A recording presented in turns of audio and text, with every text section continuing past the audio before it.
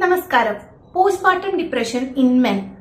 Postpartum depression എന്ന് കേൾക്കുമ്പോൾ തന്നെ സ്ത്രീകൾക്ക്, അതായത് ന്യൂ ബോൺ മദേഴ്സിന് വരുന്ന ഒരു പ്രോബ്ലം ആയിട്ടാണ് എല്ലാവരും മനസ്സിലാക്കിയിരിക്കുന്നത്.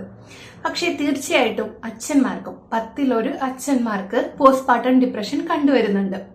സാധാരണയായിട്ട് അതാരും നമ്മൾ മൈൻഡ് ചെയ്യാത്തൊരു പ്രശ്നമാണ്. അച്ഛന്മാർക്ക് അങ്ങനത്തെ ഒരു ഡിപ്രഷൻ വരാറില്ല, വരാൻ പാടില്ല എന്നൊക്കെ ഉള്ളൊരു സമൂഹത്തിലാണ് നമ്മളുള്ളത്. അതുകൊണ്ട് അത് നമ്മൾ നോക്കാറില്ല. അപ്പോൾ എന്തൊക്കെയാണ് ഈ പോസ്റ്റ്പാർട്ടം ഡിപ്രഷൻ ഇൻ മെൻ? പുരുഷന്മാർക്ക് പോസ്റ്റ്പാർട്ടം ഡിപ്രഷൻ വരാനുള്ള കാരണങ്ങള്, സാധ്യതകള്, അതുപോലെ തന്നെ അത് വന്നാൽ എന്തൊക്കെയാണ് അവർക്ക് ഉണ്ടാകുന്ന ബുദ്ധിമുട്ടുകൾ, അത് മാറ്റാൻ നമുക്ക് എന്തൊക്കെ ചെയ്യാൻ സാധിക്കും എന്ന് നമുക്ക് നോക്കാം. Postpartum depression in men. Postpartum depression എന്ന് പറഞ്ഞാൽ അതൊരു ഇമോഷണൽ, സൈക്കോളജിക്കൽ ആയിട്ടുള്ള ഒരു പ്രോബ്ലമാണ്. അത് വളരെ ഡീപ്പായിട്ടുള്ള ഒരു ഡിപ്രഷൻ പോലുള്ള ഒരു കണ്ടീഷനാണ്. 10 അച്ഛന്മാർക്ക് പോസ്റ്റ്പാർട്ടം ഡിപ്രഷൻ ഉണ്ടാകാനുള്ള സാധ്യത ഉണ്ടെന്ന് പഠനങ്ങൾ തെളിയിച്ചിട്ടുണ്ട്. ഇതൊരു 3 മുതൽ 6 മാസം പ്രായമാകുന്ന കുട്ടികളുടെ പാരൻസിനാണ് കണ്ടു തുടങ്ങുന്നത്. എങ്ങനെയാണ് പോസ്റ്റ്പാർട്ടം ഡിപ്രഷൻ പുരുഷന്മാരിൽ ആകുന്നതെന്ന് വെച്ചിട്ടുണ്ടെങ്കിൽ, ഒന്ന് ഹോർമോണൽ ചേഞ്ചസ്. സ്ത്രീകൾക്ക് എന്ന പോലെ തന്നെ ഡെലിവറിക്ക് ശേഷം പുരുഷന്മാരിലും ഹോർമോണൽ ചേഞ്ചസ് കാണുന്നുണ്ട്. അതായത് ടെസ്റ്റോസ്റ്റിറോൺ, ഈസ്ട്രജൻ, കോർട്ടിസോൾ, പ്രൊലാക്റ്റിൻ, അങ്ങനെ ഇതൊക്കെ ചേഞ്ച് ആകുന്നത് കാണുന്നുണ്ട്. രണ്ടാമത് ഉറക്കക്കുറവ്. രാത്രിയിൽ ശരിയായ രീതിയിൽ ഉറങ്ങാൻ പറ്റാത്തത്, ഉറക്കം മുറിഞ്ഞു പോകുന്നതൊക്കെ നമ്മുടെ മെന്റൽ ഹെൽത്തിനെ നല്ല രീതിയിൽ ബാധിക്കാറുണ്ട്.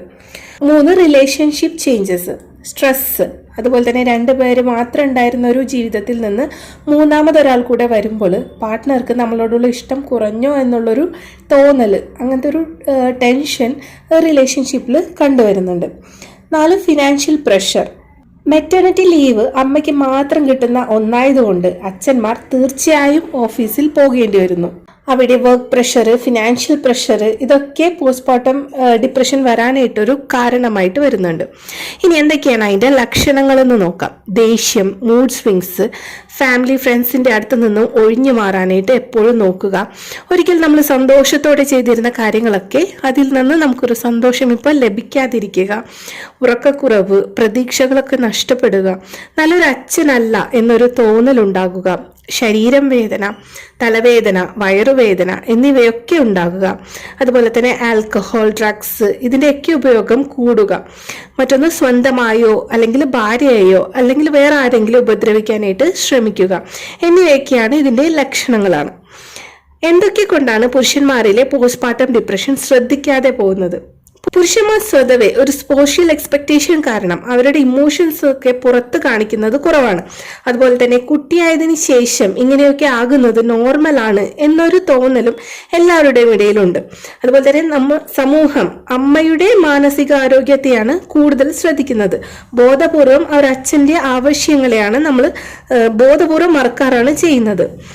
പുരുഷന്മാരിലെ പോസ്റ്റ്പാർട്ടം ഡിപ്രഷൻ നമ്മൾ ട്രീറ്റ് ചെയ്തില്ലെങ്കിൽ എന്തൊക്കെയാണ് സംഭവിക്കുന്നതെന്ന് വെച്ചിട്ടുണ്ടെങ്കിൽ, അത് അച്ഛൻ കുഞ്ഞ് അവരുടെ ബന്ധത്തെ തന്നെയാണ് ബാധിക്കുന്നത്. അതുപോലെ തന്നെ ഭാര്യ ഭർത്തൃ ബന്ധത്തിൽ നിന്നും വിള്ളൽ സംഭവിക്കാനായിട്ടുള്ള സാധ്യത വളരെ കൂടുതലാണ്. അദ്ദേഹത്തിന്റെ സോഷ്യൽ ലൈഫിനെയും ജോലിപരമായ കാര്യങ്ങളിലും ബുദ്ധിമുട്ട് വരാനുള്ള സാധ്യതകളുണ്ട്. കുട്ടിക്ക് പിൻകാലത്തുണ്ടാകാവുന്ന ബിഹേവിയറൽ ചേഞ്ചസിനെ വരെ ബാധിക്കാനായിട്ടുള്ള സാധ്യതയുണ്ട്. എന്തൊക്കെയാണ് ഇതിനെ നമുക്ക് ചെയ്യാൻ സാധിക്കുന്നത്? ആദ്യം തന്നെ നമ്മുടെ ബുദ്ധിമുട്ടുകൾ ആരോടെങ്കിലും ഷെയർ ചെയ്യണം. അത് ഭാര്യയോടോ ഫാമിലി മെമ്പേഴ്സിനോടോ ഫ്രണ്ട്സിനോടോ ആരോടെങ്കിലും ഷെയർ ചെയ്യാനായിട്ട് ശ്രദ്ധിക്കുക. അത് ശരിയായില്ലെങ്കിൽ ഒരു കൗൺസിലിംഗ് തെറാപ്പി ചെയ്യുന്നത് നല്ലതാണ്. അതുപോലെ തന്നെ ഉറക്കം ശരിയാക്കണം, ഭക്ഷണം, അതുപോലെ തന്നെ എക്സസൈസ് ഡെയിലി ചെയ്യാനായിട്ട് ശ്രദ്ധിക്കണം. മരുന്ന് കഴിക്കേണ്ട സാഹചര്യമാണെങ്കിൽ തീർച്ചയായും ആയുർവേദ മരുന്നുകൾ എടുക്കാവുന്നതാണ്. ആയുർവേദത്തിൽ എണ്ണ തേച്ച് കുളി, തല പൊതിച്ചില്, ധാര, ഇതൊക്കെ സ്ട്രെസ് കുറയ്ക്കാനായിട്ട് സഹായിക്കുന്ന ചികിത്സകളാണ്. അപ്പോൾ എപ്പോഴും ഓർക്കുക, പ്രത്യേകിച്ച് പുരുഷന്മാർ, സഹായം ചോദിക്കുന്നത് നമ്മുടെ വീക്ക്നെസ് അല്ല, മറിച്ച് അത് നമ്മുടെ സ്ട്രെങ്ത് ആണ്. അപ്പോൾ സ്ത്രീകൾക്ക് മാത്രമല്ല പുരുഷന്മാരിലും പോസ്റ്റ്പാർട്ടം ഡിപ്രഷൻ കാണുന്നുണ്ട്. ഉടനെ തന്നെ വേണ്ട സപ്പോർട്ട് നൽകി ഒരു സന്തുഷ്ടമായ കുടുംബജീവിതം നിലനിർത്തുക.